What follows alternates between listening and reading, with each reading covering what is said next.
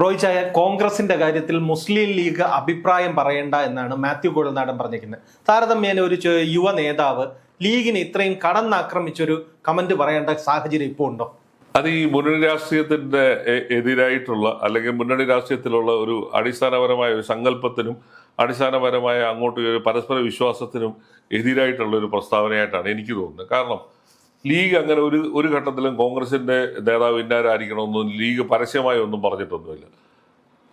ആകെ കൂടി പറഞ്ഞത് ഈ സാദിഖ് അലി ശിഹാബ് തങ്ങൾ അന്ന് ഈ എക്സിറ്റ് പോളിന്റെ റിസൾട്ട് വന്ന ദിവസം ചോദിച്ചപ്പോൾ, പത്രക്കാർ ചോദിച്ചപ്പോൾ വി ഡി സതീശനാണല്ലോ മുൻതൂക്കം എന്ന് പറഞ്ഞപ്പോൾ അത് പിന്നെ ജനവികാരമായിരിക്കാമെന്നേ പറഞ്ഞുള്ളൂ. അതിന്റെ അർത്ഥം വി ഡി സതീശനെ ഒന്നും പറഞ്ഞിട്ടൊന്നുമില്ല. അങ്ങനെ അവരുടെ നേതാക്കന്മാർ ആരും പറഞ്ഞിട്ടില്ല.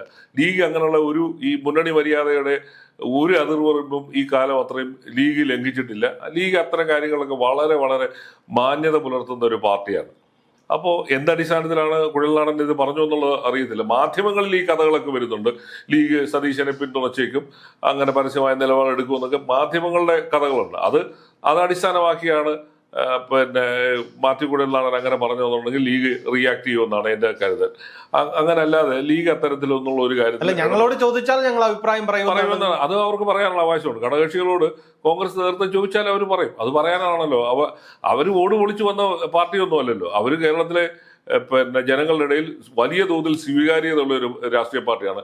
അവരുടെ കെയർഫിലൂടെയാണ് CPM കോൺഗ്രസിന് 63 സീറ്റ് കിട്ടി. അല്ലാതെ കോൺഗ്രസിന്റെ മഹത്വം കൊണ്ട് മാത്രമല്ലല്ലോ. മലബാറിൽ പിന്നെ ഈ ജയിച്ചു വന്ന സ്ഥാനാർത്ഥികളിൽ പിന്നെ 100% പേർക്കും ലീഗിന്റെ സപ്പോർട്ടിലാണ് അവർ ജയിച്ചിരിക്കുന്നത്. അതുപോലെ കോൺഗ്രസിന്റെ സപ്പോർട്ട് പോലെ തന്നെ ലീഗ് കോൺഗ്രസ് സ്ഥാനാർത്ഥികൾക്ക് വേണ്ടി ആകമഴിഞ്ഞ് പ്രവർത്തിച്ചാണ്. രണ്ടുപേരുടെ ആവശ്യമായിരുന്നു. അത് തവനൂർ പോലുള്ള സ്ഥലത്ത് കൊണ്ടുപോയി ലീഗിന്റെ സ്ഥാനാർത്ഥിയെ, കോൺഗ്രസിന്റെ സ്ഥാനാർത്ഥി ജോയിയെ അവർ നിർത്തി, അവരുടെ സ്ഥാനാർത്ഥിയെ പോലെ നിർത്തി മത്സരിപ്പിച്ച് ജയിച്ചതാ. അപ്പോൾ അവർക്ക് അവരുടെ അഭിപ്രായം പറഞ്ഞുകൂടാതൊന്നുമില്ലല്ലോ. ഇപ്പം മാത്യു കുഴൽനാടൻ പറഞ്ഞതിനകത്തൊരു ധാർഷ്ട്യമുണ്ട്. ഞങ്ങളുടെ കാര്യം ഞങ്ങൾ നോക്കിക്കോളാം, നിങ്ങൾ കയറി തലയിടാൻ വരണ്ട എന്ന് പറയുന്നത്. അതിനോട് ലീഗ് എങ്ങനെ റിയാക്ട് ചെയ്യും എന്നുള്ളത് പിന്നെ കണ്ടറിയണം. പിന്നെ കാരണം അടിസ്ഥാനപരമായി എല്ലാ മുന്നണികളിലും, പ്രത്യേകിച്ച് കോൺഗ്രസിനകത്ത്, കോൺഗ്രസ് ലീഗിനെ അവരുടെ രണ്ടാം കക്ഷിയായിട്ടൊന്നും അല്ല കാണുന്നത്. ലീഗിനെ അവർ ഈക്വലായിട്ടാണ് പലപ്പോഴും കണ്ടിരിക്കുന്നത്. ലീഗിന്റെ അഭിപ്രായങ്ങൾക്ക് വലിയ തോതിൽ അവർ വില കൽപ്പി കാരണം കരുണാകരന്റെ കാലം മുതൽ, കരുണാകരനാണല്ലോ ഈ മുന്നണി രാഷ്ട്രീയത്തിന്റെ വക്താവ് എന്ന് പറയുന്നത്.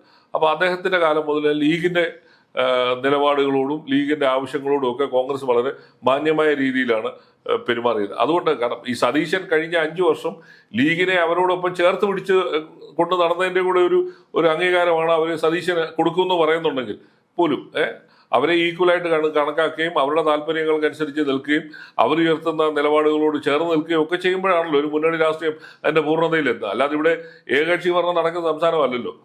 അല്ല, മുതിർന്ന നേതാക്കൾ പോലും പറയാത്ത കാര്യം മാത്യു കുഴൽനാടനെ പോലെ ജൂനിയറായ ഒരാൾ പറയുന്നത് താൻ നേതൃത്വം നൽകുന്ന ഗ്രൂപ്പിന് പിന്തുണ ലഭിക്കുന്നില്ല എന്നുള്ളത് കൊണ്ടായിരിക്കും. അതാണല്ലോ അതിന്റെ സൂചന എന്ന് പറയുന്നത്.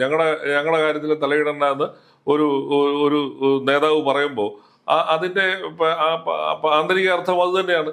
ഞങ്ങൾ ലീഗിന്റെ കാര്യത്തിൽ ഇടപെടുന്നില്ലല്ലോ എന്നും അദ്ദേഹം പറയുന്നുണ്ട്.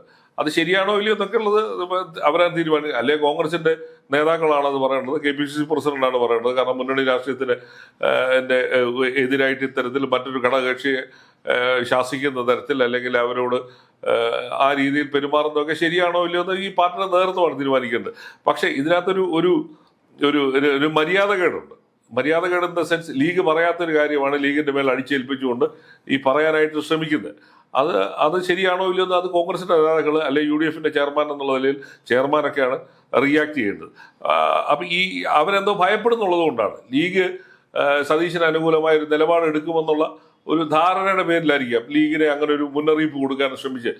അപ്പം ലീഗിന്റെ നേതാക്കൾ ഏതായാലും ഇന്ന് നിരീക്ഷകരെ കാണുമെന്നാണല്ലോ പറയുന്നത്. അപ്പൊ അവരതിനുള്ള മറുപടി പറയുമായിരിക്കാം. ഒരുപക്ഷെ അവരുടെ നിലപാട് എന്താണെന്ന് അവർ രേഖപ്പെടുത്താതിരിക്കത്തില്ല. കാരണം അവർ ആദ്യം മുതലേ പറയുന്നുണ്ട്, ഞങ്ങളോട് ചോദിച്ചാൽ ഞങ്ങൾ അതിന് മറുപടി പറയും എന്നുള്ളത് പറയുന്നുണ്ട്. കാരണം ലീഗ് അങ്ങനെ ഓടുപൊളിച്ചു വന്ന പാർട്ടി അല്ല. അതായത് അവർക്ക് ഈ മുന്നണിക്കകത്ത് നിർണായകമായ സ്വാധീനമുണ്ട്. അവരുടെ 22 MLA-മാരുണ്ട്.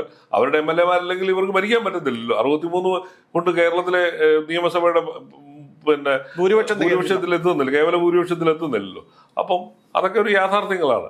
അപ്പൊ അത് മനസ്സിലാക്കി തന്നെ വേണം ഈ ഘട്ടങ്ങളിലൊക്കെ കഴിയുന്നുണ്ടോ? ഈ നിങ്ങൾ ടീം UDF മുഖ്യമന്ത്രി സ്ഥാനം ഉദ്ദേശിക്കുന്ന ഒരു ഗ്രൂപ്പിന്റെ നേതാവാണെങ്കിൽ നിങ്ങൾ നിങ്ങളുടെ ഘടകകക്ഷികളെ പ്രകോപിപ്പിക്കാതിരിക്കുക, ഇല്ലേ?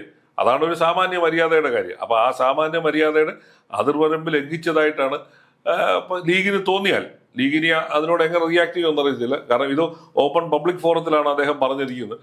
അപ്പൊ അതിനോട് അവരെങ്ങനെ റിയാക്ട് ചെയ്യുമെന്നുള്ളത് ഇനി കണ്ടറിയാം. അവർക്ക് റിയാക്ട് ചെയ്യാൻ കിട്ടുന്ന ചാൻസ് ആണ് നിരീക്ഷകരുടെ മുമ്പ് പോയി അവരവരുടെ അഭിപ്രായം പറയുന്നത്. ഇത് പുറത്തു പറയണ്ട. ഇതിന് മാത്യു കുഴലാണെന്ന് പറഞ്ഞതിന് മറുപടിയും പറയണ്ട. അവർക്ക് പറയാനുള്ള അവർ പറഞ്ഞിട്ട് പോയാൽ പറഞ്ഞിട്ട് പോകുമല്ലോ, ഉറപ്പായിട്ടും പോകും. അതായത് ഈ ടീം UDF എന്ന് പറഞ്ഞ ഒരു വലിയ വിജയം സങ്കല്പത്തെ ആ ഒരു സങ്കല്പത്തിൽ നിന്ന് വലിയ വിജയം നേടുന്നു, എന്നിട്ട് തിരിഞ്ഞു നിന്ന് അങ്ങോട്ടും ഇങ്ങോട്ടും ആക്രമിക്കുന്നു. ഇതൊരു തെറ്റായ സന്ദേശമല്ലേ? അല്ല, അതാണ് പറയുന്നത്. ഈ പാലം വലിക്കുക എന്ന് പറയുന്ന ഒരു സമീപനമാണ്. അല്ലെങ്കിൽ ഈ എടുത്തുചാട്ടം, ഒരു യുവ നേതാവ് എന്നുള്ള നിലയിൽ അദ്ദേഹത്തിന്റെ എടുത്തുചാട്ടം. കാരണം അദ്ദേഹത്തിന് ഇനി രാഷ്ട്രീയത്തിൽ നിൽക്കേണ്ടതാണ്. ലീഗ് പോലുള്ള പാർട്ടിയെ നിങ്ങൾ പ്രകോപിപ്പിക്കുകയും ലീഗ് പോലുള്ള പാർട്ടിയുമായിട്ട് നിങ്ങളുടെ ആശയവിനിമയത്തിന്റെ ലൈനുകൾ കട്ട് ചെയ്തൊക്കെ കഴിയുമ്പോഴത്തേക്ക് അത് പിന്നീട് ഉണ്ടാക്കുന്ന റിയാക്ഷൻസ്, അത് നമ്മൾ പിന്നീടായിരിക്കാം അതിന്റെ ഫലം അറിയുന്നത്. അതുപോലെ തന്നെ ഇപ്പോൾ ഇങ്ങനെ ഒരു എടുത്തുചാട്ടത്തിന് ആവശ്യം ഉണ്ടായിരുന്നു എന്ന് പോലും സംശയിക്കേണ്ടിയിരിക്കുന്നു. കാരണം ലീഗിനൊരു മുന്നറിയിപ്പ് കൊടുക്കാൻ മാത്രം മാത്യു കുഴൽനാടൻ രാഷ്ട്രീയത്തിൽ വളർന്നിട്ടുണ്ടോ ഇല്ലയോ എന്നുള്ളത് ന്യായമായ ചോദ്യം ലീഗുകാരും ചോദിക്കാനിടയുണ്ട്. അതുപോലെ തന്നെ കോൺഗ്രസ്സുകാരും ചോദിക്കും. കാരണം ഇപ്പോൾ അതിനുള്ള അവസരമല്ലായിരുന്നു. അപ്പോൾ അതാണ് ലീഗ് അങ്ങനെ ഒരു നിലപാട് വച്ചയ്ക്കൊന്നും പറഞ്ഞിട്ടൊന്നുമില്ല. ലീഗിന്റെ ഒരു നേതാവും പറഞ്ഞിട്ടില്ല. അവർ ചിലപ്പോൾ അവരുടെ മീറ്റിങ്ങിനകത്തൊക്കെ പറഞ്ഞിട്ടുണ്ടാവും. അത് പുറത്തല്ലല്ലോ പറയുന്നത്. അവർക്ക് അവരുടെ മീറ്റിങ്ങിനകത്ത് പറയാനുള്ള അവകാശമുണ്ട്. അവർക്ക് ഹൈക്കമാൻഡിന്, കോൺഗ്രസ് ഹൈക്കമാൻഡിൻ്റെ അടുത്ത് പറയാനുള്ള അവകാശമുണ്ട്. ഈ നിരീക്ഷകർ അവരെ വിളിച്ചിട്ടുണ്ട്. ഇന്ന് 4:30 കാണാനാണ് അവരെ ക്ഷണിച്ചിരിക്കുന്നത്. ന്യായമായ രീതിയിൽ അവരവരുടെ അഭിപ്രായം പറയും. പക്ഷേ ഇതിനോട് ലീഗ് എങ്ങനെ റിയാക്ട് ചെയ്യുന്നു എന്നുള്ളതാണ്. ഏതായാലും ന്യായമായ രീതിയിൽ പത്രക്കാർ ചോദിക്കുമല്ലോ. അപ്പോൾ ലീഗ് ഏത് തരത്തിലാണ് പ്രതികരിക്കുന്നുള്ളത് കണ്ടറിയണം. ഒരുപക്ഷെ മുന്നണിയിലുള്ള വിശ്വാസത്തിന് തന്നെ, പരസ്പര വിശ്വാസത്തിനും പരസ്പര സഹകരണത്തിനും പോലും മോശം അവസ്ഥ സൃഷ്ടിക്കാനുണ്ടാക്കുന്ന കാരണമായിട്ട് ഇങ്ങനെയൊക്കെയാണ് പലതും മാറി വരുന്നത്.